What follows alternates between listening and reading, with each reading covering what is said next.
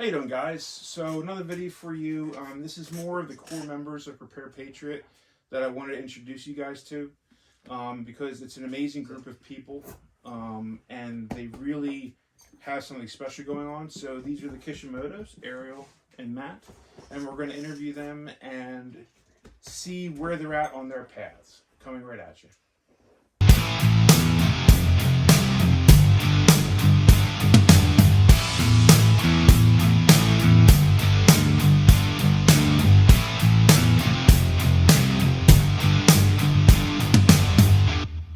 So, introduce yourselves. I'm Matt Kishimoto. Ariel Kishimoto. And so you guys, how did you join Prepared? Like, how did you join the group? Like, what got you to the class? Like, how did it all start for you guys? Basically, I worked for one of the founders' wives. I'd see him at work and he pitched me, hey, do you want to take a class? I pitched it to my husband, who is obviously gung-ho, and we just took off from there. And what do you do for a living? I'm a nurse. So this woman was part of my medical class that I took with Prepared Patriot, and she was an absolute whiz with IVs, which, by the way, my daughter really wants to get together with you because she's the IV queen. Oh my God. Of like her thing. And she taught IVs in a way, like, I've seen it done obviously a bunch of times, but the way she taught it, it made it simple. It really did. Like it really made it simple. And that was one of the skills, like, you hear all these horror stories of people that, like, they blow out the veins and, like, you know what I mean? Like, Yeah. if you go to one of the lab cores, there's women are fucking phenomenal usually. But you get a nurse and an ER, and it's like, well, we blew out that vein, let's go to the next one. You know, so it's one of those things, like, you think it's an unattainable skill. Oh, yeah. You know what I mean? And you were a very good instructor with that. Thank you. You really were. That's my whole thing with nursing. It's the KISS methodology. Keep it simple. If you understand how it works, then it's a little bit less scary. But yeah, I mean, I'll blow a vein all the time. I'm sure your daughter will teach me things that I don't know. And don't mind, as usual, the production value here with my channel is top notch. So the puppy could be knocking into the camera. If you have a problem with that, just email me. I'll get your money back and fuck off. And then what do you do, sir? I work for an engineering company. We work on sewer lines, so that's about it. So you actually work. Which is a rare thing these days. I mean, it is. But yeah, going back to how we got connected was she was connected with Matt, through the hospital and all that, and they were running classes, doing concealed carry classes, and both of us had already gotten our concealed carry. We've had it for 2 or 3 years. At that point, probably 2 years, 3 years. And then we went to that class, and it was like, well, that's a whole lot different than what we got the first time. Right. So you actually, like, drew from... Yeah, drew on. Holster. Yeah, none of that happened the first time. Right. Like, it was just kind of bullshitting. And then, we went and shot 30 rounds. Right. And that was it. But, with Prepared Patriot, it was like a whole mindset, talking about everything, and then we actually went out there and shot like over 100 rounds. Right. And then after that, the mindset thing, that was what kind of changed, I think. Well, they taught us gun safety, gun mechanics, gun handling, gun holsters, equipment, mindset.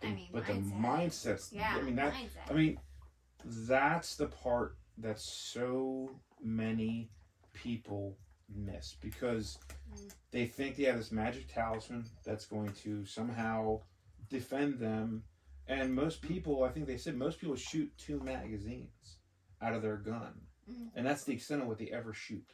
Well, it's like, oh, I got my concealed carry now. I'm good good. to go.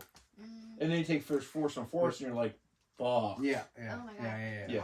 I think people might think like, oh, you know, I'll show them, oh, I have a gun, and then they'll run away. But even just doing that, that's not right. You're not supposed to do that. So I role played for their first force on force class. And this little ninja assassin here, she got to play the bad guy a few times. Oh yeah, yeah.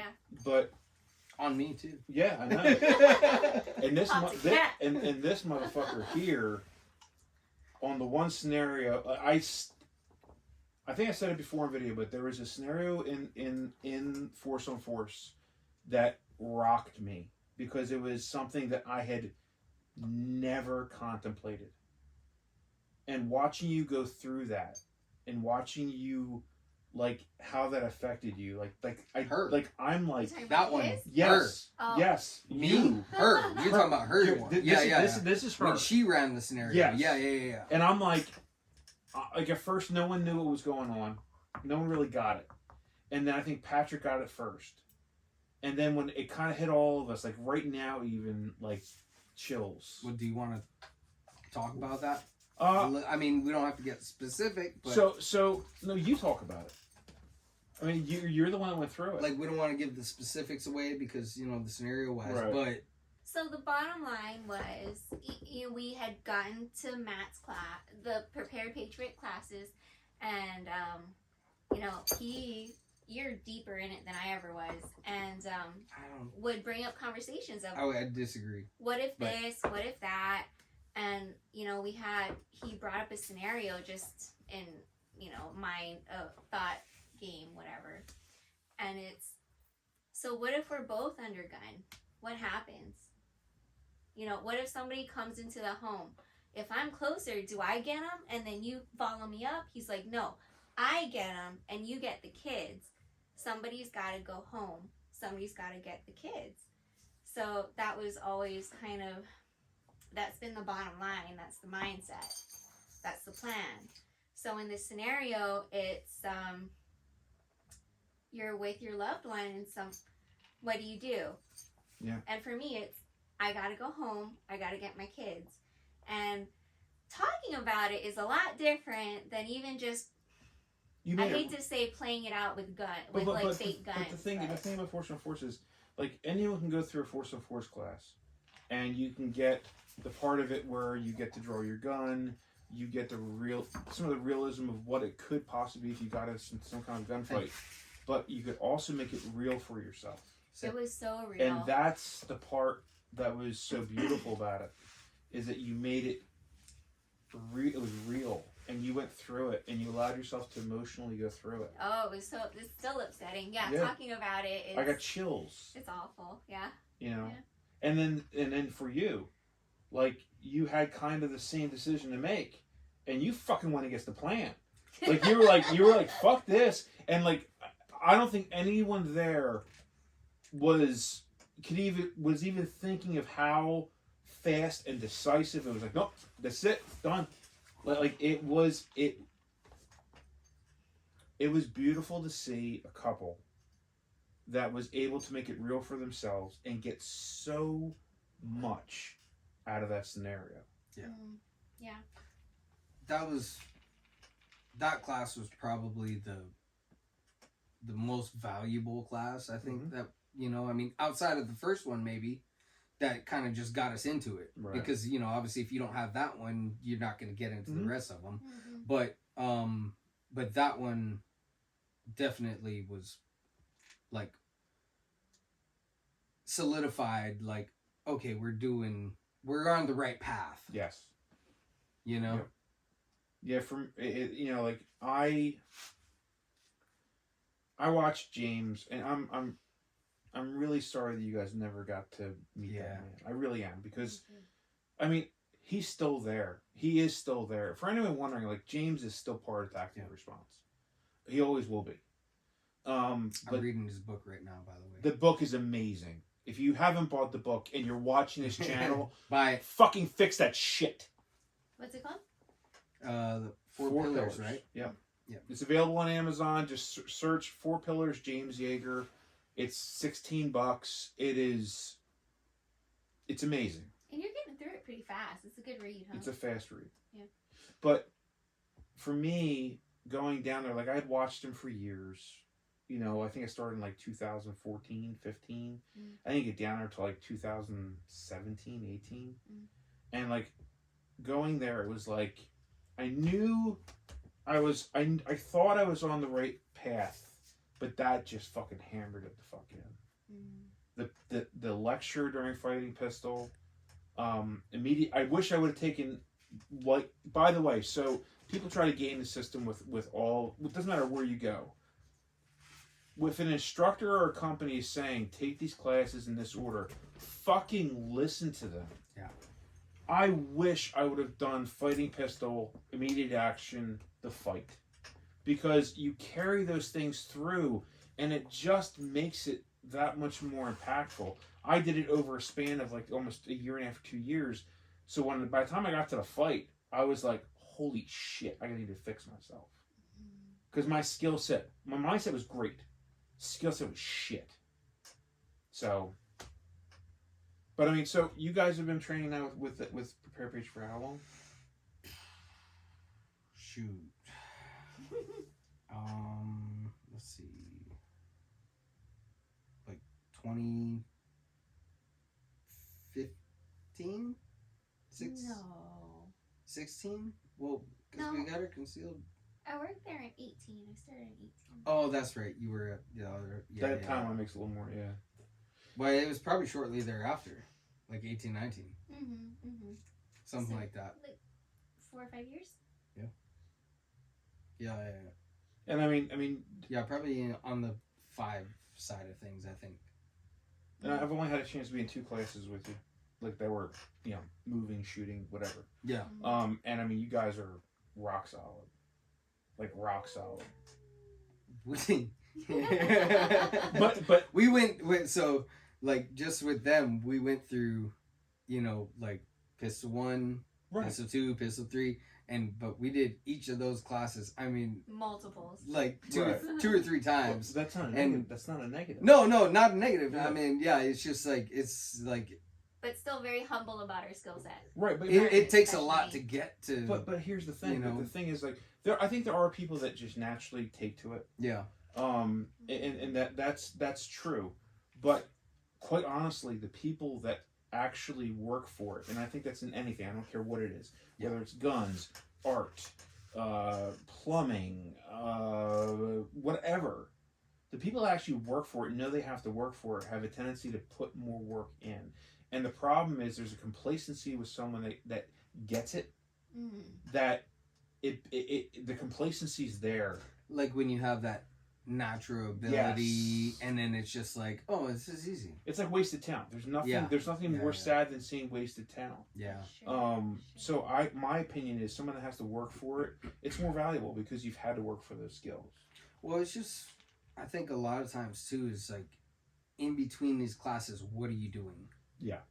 Right. Like and so towards the beginning, well, okay, so I guess in 2019, you know, before all the Whoa. Yeah. Yeah. everything went down, we were, I mean, I was going out. It was probably at almost every weekend. Right. We were going out and shoot at least, you know, 50 rounds or something. Right. And by the way, I mean, anyone's watching this channel should know this shit. But if you have taken a class and you are working on your fundamentals from the class, that is practicing. Training is when you are running through your drills under the supervision of a qualified instructor. Yeah. That is training. Going to the range important is shooting. And there's a difference. And there's a place for all of it. But the people that say, oh, I train all the time. No, you don't. important to differentiate. Yes. I think both things are valid. I mean, the reality is, Yeah. like, one of my weakest points is, like, I dry practice. I'm not going to say how I did because that gave me in trouble. But I dry practice quite a bit.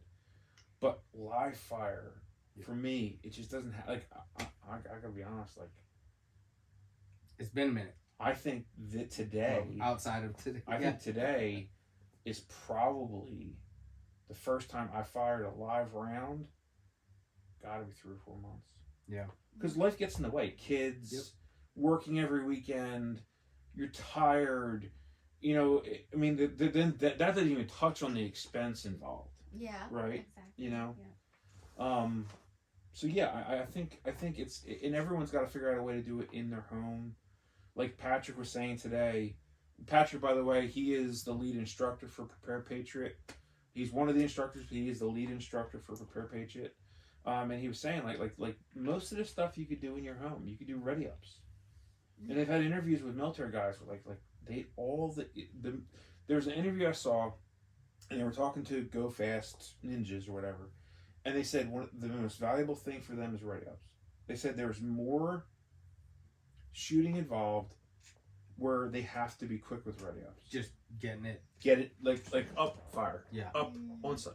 Up on sight. Forget the trigger. That's Just probably up the on thing site. is like on site is probably the more Yes. like just getting knowing that. Yes. Knowing Yes. for sure it's going to be there every time. Yep.